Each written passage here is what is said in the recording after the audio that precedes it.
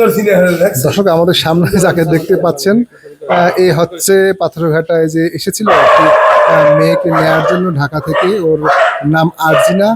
সেই shirt pant পরা মেয়েটি এখন নারীর সুরতে পাথরঘাটা উপজেলা পরিষদ চত্বরে রয়েছে। তার বাবাও রয়েছে, তার মা রয়েছে।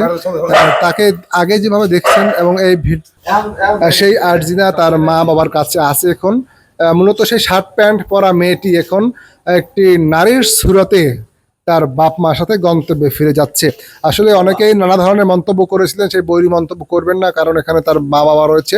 আমরা আশা করব তার মা বাবার কাছে গিয়ে মেয়েটি তার পুনরায় পূর্বের ন্যায় সেই ভালো জীবনটি তারা উপহার পেতে পারে এবং দিতে পারে বাবা মা, সেই বিষয়টি কামনা করছে। এবং আরজিনার কাছ থেকে জানি, আসলে আরজিনা, তোমার যে আগের সুরাত এবং এই বর্তমান সুরাত, তোমার কাছে আসলে নিজের মধ্যে কোনো পরিবর্তন মনে হচ্ছে কিনা? জি, তো বলো। আগে তো কথা বলতো, কালকে অনেক কথা বলতো, ভালো লাগে না? আসলে আপনি, আমি না, আসলে আপনার মেয়েকে আগে যেভাবে দেখছেন এখানে এসে, আর এখন দেখলেন কি আসলে? আগে আর্জেন্টিনায় আবার আমার কাছে ফিরে আসছি। আসলে আপনি কি আর্জেন্টিনাকে নিয়ে আর্জেন্টিনাতে চাচ্ছি ওর ইচ্ছা পূরণ করতে পারবেন? হ্যাঁ, পারবো না কিছু নেই। আমার মেয়ে যদি ইচ্ছা করে লেখাপড়া করব, চাকরি করব, করাবো।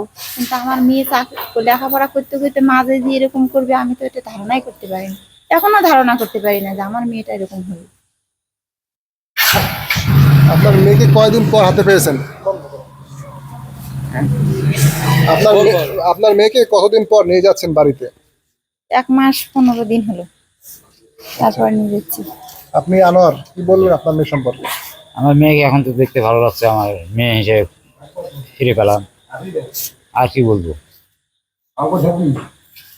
আসলে মূলত এই মেয়েটি ঢাকা থেকে পাথরঘাটা এসেছিল অপর একটি মেয়ের সাথে মোবাইলে মেসেঞ্জারে সম্পর্ক হওয়ার কারণে।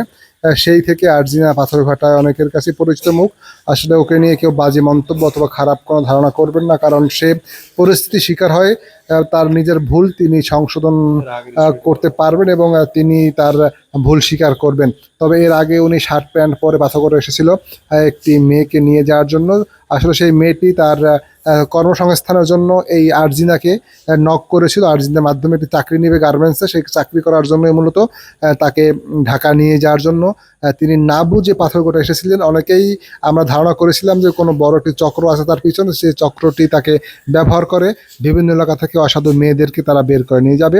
আসলে আমরা সন্দেহটি ফেলে দেওয়ার মতো না, সন্দেহর স্থানে সন্দেহ থেকে যাবে। তবে কর্তৃপক্ষ যারা রয়েছিলেন তারা বিশ্লেষণ করে দেখেছেন, এই মেয়েটি সম্পর্কে অনুসন্ধান করে তার রেজাল্টও ভালো। তিনি ইন্টারমিডিয়েট পরীক্ষা দিবেন তার আগ মুহূর্তে বাড়ি থেকে বের হয়ে এসেছেন।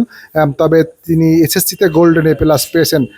তার বাড়ি হচ্ছে নওগাঁ জেলার সাপাহার থানা এলাকা তার বাড়ি। মূলত এই মেয়েটি, আমরা ওর সুস্বাস্থ্য কামনা করছি এবং ওর কাছ থেকে যে সকল মালামালগুলো উপজেলা প্রশাসনের মাধ্যমে দেওয়া হয়েছিল সেই মালামাল সম্পর্কে জানবো। আসলে আপনার কাছে তো অনেক কিছু ছিল, মোবাইল ছিল, টাকা পয়সা ছিল, সবকিছু কি আপনি ফিরে পেয়েছেন? হ্যাঁ। আপনাকে কি আসলে মারধর করেছে, খারাপ ব্যবহার করেছে পাথরঘাটার? না।